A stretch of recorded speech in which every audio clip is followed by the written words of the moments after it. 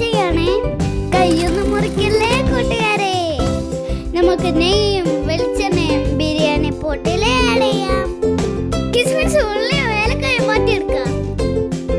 3 cup biryani അരി നമ്മൾ already കഴുകി വെച്ചിട്ടുണ്ട്. അത് നമുക്ക് ബിരിയാണി പോട്ടിൽ ആഡ് ചെയ്യാം. 3 കപ്പ് ബിരിയാണി അരിക്ക് 6 കപ്പ് വെള്ളം ഒഴിക്കുന്നുണ്ട്. 2 ടീസ്പൂൺ ഉപ്പ് ചേർത്തിച്ച് നന്നായി ഇളക്കുക.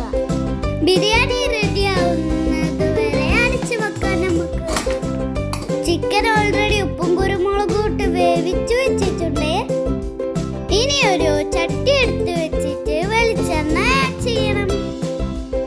അതിലേക്ക് നേരത്തെ ഗ്രൈൻഡ് ചെയ്ത വെളുത്തുള്ളി, ജിഞ്ചർ പേസ്റ്റ് എന്നിട്ട് നന്നായിട്ട് വഴറ്റിയെടുക്കുക.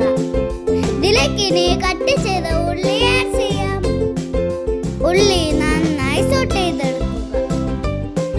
എൻ്റെ ഫേവറേറ്റ് ബിരിയാണിയാണ്. നിങ്ങൾക്ക് എന്താ ഇഷ്ടം കമന്റ് ചെയ്യണേ. അടുത്തതായി നമ്മൾ തക്കാളി ആഡ് ചെയ്യാം. എല്ലാം നന്നായി വെന്ത് വരുന്നവരെ നമുക്ക് ഇളക്കി കൊടുക്കാം. മസാലകൾ ആഡ് ചെയ്യണം. ഗരം മസാല, മുളക് പൊടി, ചിക്കൻ മസാല, പെപ്പർ പൗഡർ, വേവിച്ചു വെച്ച ചിക്കൻ പൊട്ടിച്ച് നന്നായിട്ട് മിക്സ് ചെയ്യണം. ഇനി ഈ മസാല നമുക്ക് ദമ്മിടാം. കൂട്ടുകാരെ, സൂപ്പർ ബിരിയാണി റെഡി. വീഡിയോ ഇഷ്ടപ്പെട്ടാൽ കമന്റ് ചെയ്യാൻ മറക്കല്ലേ.